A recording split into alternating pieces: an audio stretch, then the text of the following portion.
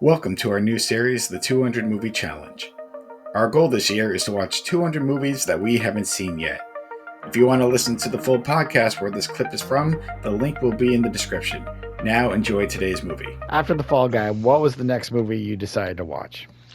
After the Fall Guy, I decided to go back to Halloween in October, in January apparently, and continue on with the Conjuring universe, which I believe this is a part of, and decided to watch Curse of La Llorona.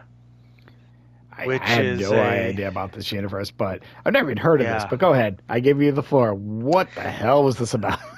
Yeah, so basically, in Mexican folklore, there's a woman. She married a man in a village. They ended up having two kids.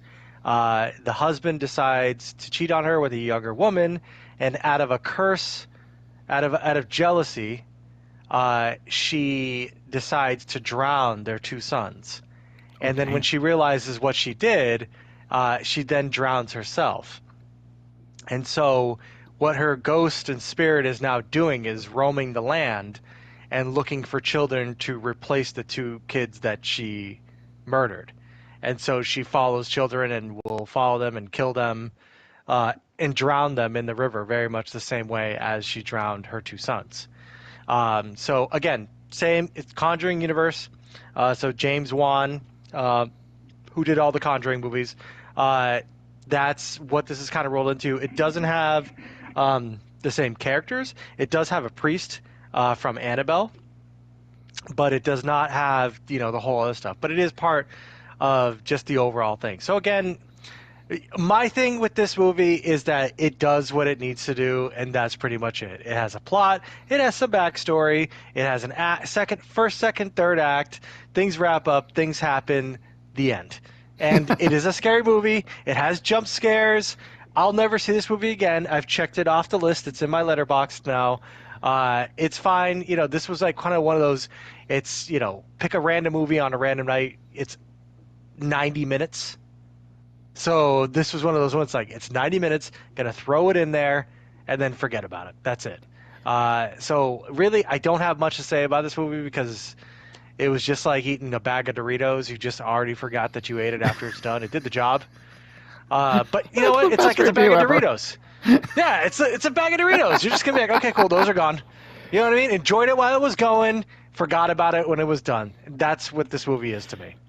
Damn, that's a little harsh, but all right. This movie was a bag of Doritos. That is definitely a review I think I never thought I would hear. It's like, all right, so junk food. It's junk food. Okay. So I guess I'm going to obviously give you the floor on this. Where does this rank on your list? Well, I mean, of my very large list of 4 movies, it's at the bottom. And it's below Oppenheimer. Of course, don't get it twisted. There'll be more movies in between this movie and Oppenheimer. But because I only have 4 movies, it's the lowest one. But yeah, there's not really much to say. Look, I don't think it's under the bed worthy. I mean, there are rules that are set in this movie, and they're followed. And there's a climax, and then there's a denouement, and then there's the credits. So a movie happened. It's like you go to bake a cake. You either bake a cake or you don't, right? And that's what this movie is. It happened. It followed the rules, and that's it. It's done. All right, and I like Not following scary. the rules. It's easy. And you said it wasn't scary though? No, and you know me. I don't get scared of movies That's at true. all.